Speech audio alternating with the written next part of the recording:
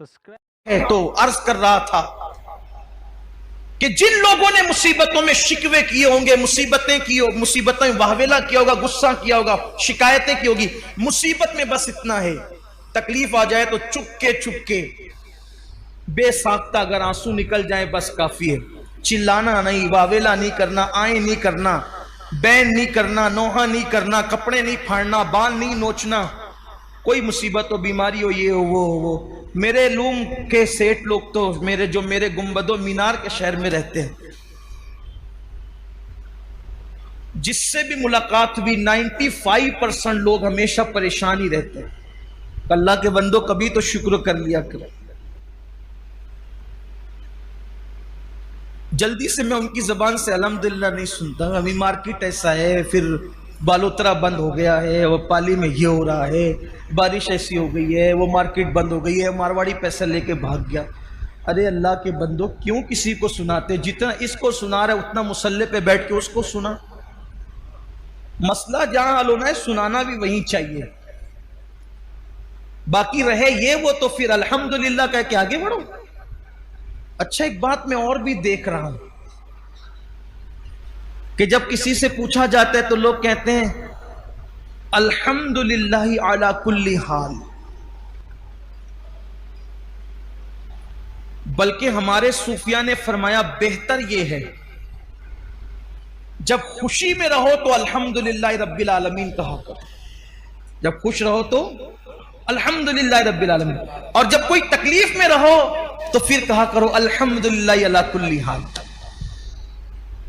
अल्हम्दुलिल्लाह अला कुल्ली हाल का मतलब कोई माज़अल्लाह कोई नाजायज और हराम नहीं है अल्हम्दुलिल्लाह अला कुल्ली हाल के, ना कोई मना भी नहीं है, लेकिन बुजुर्गों की बात हमारे बुजुर्गों ने फरमाया अल्हम्दुलिल्लाह रब्बिल आलमीन का मतलब है कि हर खूबी अल्लाह के लिए जो तमाम आलमीन का रब है, और अल्हम्दुलिल्लाह अला कुल्ली हाल का मतलब हर हाल में अल्लाह का शुक्र, हर हाल में कह सकते हैं, लेकिन अल्हम्दुलिल्लाह रब्बिल आलमीन कहा हर मर्तबा। बल्कि अल्लाह कहता है देखो मैंने मुसीबत दिया फिर भी अल्हम्दुलिल्लाह ही कहते। और लोगों ने करना क्या है, ये जुमला याद रखना, मुसीबत या तो बीमारी या तो तबीब को बताओ या तो हबीब को। तो आवेला करने वाले, मुसीबतों में हंगामा करने वाले, चीखने चिल्लाने वाले फरिश्ते कहेंगे तुम सब भागो यहां से, चलो जाओ, तुमने फहश कलामियां की, सब्र नहीं किया, गुस्सा किया, ये किया वो किया, तुम्हारे लिए कुछ नहीं है, जाओ तुम लोग। मुसीबत भी आई थी और कोई इनाम भी उन्होंने नहीं मिला। फिर वो लोग जिन्होंने खालिस सब्र किया था, खालिस सब्र, ऐसा सब्र किसी को कुछ नहीं कहा, आंसू भी आए तो खामोश खामोश आए, निकल गए चले गए, फिर अल्लाह फरमाएगा इन सब को लाओ और लेकर के चलो। अल्लाह फरमाएगा शजरे बलवा के पास, ये जन्नत में एक दरख्त है जिसकी जड़ें सोने की है और उसके पत्ते चांदी के हैं, और इतना वसी है वो दरख्त कि 100 साल तक के घोड़ा जितनी लंबाई में दौड़ाया जाएगा, इतना वसी है। अल्लाह ताला फरमाएगा इनको कहो यहां बैठे, उस दरख्त के नीचे जन्नत में बिठाएगा अल्लाह ताला, वो सब जन्नत में उस दरख्त के नीचे बैठेंगे।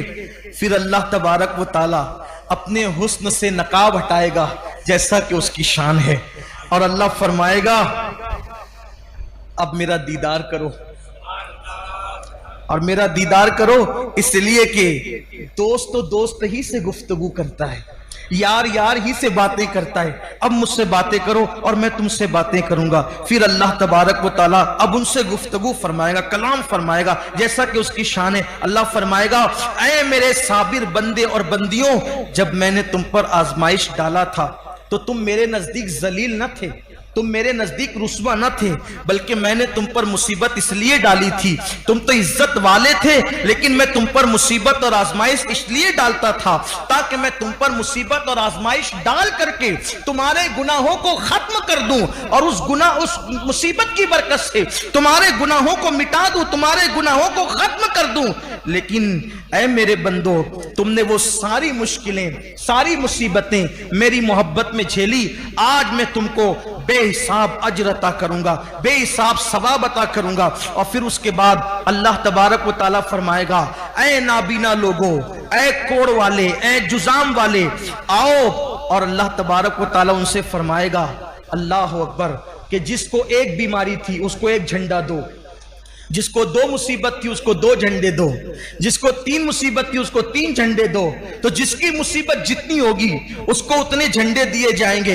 ऐसे झंडे जो उमरा और हुक्मा के साथ साथ चलते हैं इज्जत के लिए। और फिर उनको अल्लाह अकबर जन्नत से निकालकर मैदान महशर की जब वो सैर कराई जाएगी, तो जब मैदान महशर की सैर उनको कराई जाएगी तो महशर वाले देख के कहेंगे, ये इतनी इज्जत, इतने वकार, इतनी शान और शौकत के साथ जो आ रहे हैं, ये कौन से नबी हैं, ये कौन से शहीद हैं। तो उस वक्त कहा जाएगा, ना ये नबी हैं, ना ये शहीद हैं, ना ये शहादत का मकाम पाते हैं, ना ये अंबिया के गिरोह से हैं, ये वो आम लोग हैं जिन पर अल्लाह ने दुनिया में मुसीबतें डाली थी, आजमाइश डाले थे, और अल्लाह के लिए इन्होंने सब्र किया था।